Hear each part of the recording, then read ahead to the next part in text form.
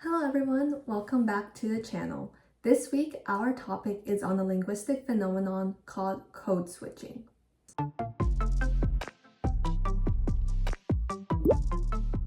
I would define code switching as this process of shifting from one linguistic means of communication to present oneself depending on the social context or setting. It is a very specific behavior, not limited to ethnic languages, but across any variants of culture. Some see code switching as a lizard brain coming into play as a matter of survival. It is not to be confused with other terms like bilingualism, which is simply the ability to speak two languages fluently, or plurilingualism, which is also an ability to use several languages but adapt it in many contexts, even when lacking fluency. Sociolinguist Einar Hagen is credited with coining this term in the 1950s when most of the research about code switching began to emerge. It wasn't until the 70s, though, that this connection between language, race, and society became affirmed through the example of code switching found in African American communities. Particularly, researchers realized that African Americans were switching from African American vernacular English to standard American English in order to succeed in the workplace or in institutionalized settings. Even to this day, there exist studies that those who downplay or attempt to hide their racial identity on their resumes have a better chance at progressing farther in their careers.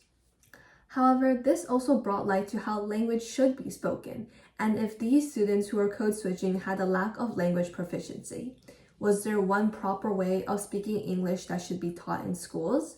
Those who are proponents of the correctionist viewpoint believe so and constantly clash with the contrastivist approach. Beyond fitting in, code switching exerts power, especially when speaking in formal jargon. Certain words or phrases are difficult to translate across languages. For example, this idea of nonprofit fundraising is difficult to explain in other languages because it is not as culturally central as it is in American society. This all goes to show that people code switch for various reasons. In some ways, this is very much connected to what we discussed last week with language realization. Should a younger generation take the time to learn a dead language or not? We want diversity and inclusion in how we speak and how we act, yet we also expect people to keep up with the socio-economic scene and advance in their work. There's a sense of shame of how one can abandon their identity for whiteness, often resulting in feelings of disappointment or guilt. On the other hand, others view code switching as professionalism. Speaking from personal experience, when I come back from weeks in Singapore, my friends tell me I have a Singlish accent, usually drawing out my vowels and frequently adding la at the end of my sentences. The thing is, code switching is very much a natural and unconscious act. Whichever way you decide or support, there's no denial that our environment influences our language just as much as our language influences our environment. The latter of which can be interpreted as an example of the Sapir-Whorf hypothesis, or the theory of linguistic relativity, where our language determines or influences our thought. Language is a part of our identity.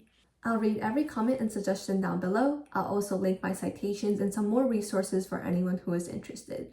But for now, that's the end of the video, and I'll see you guys next week.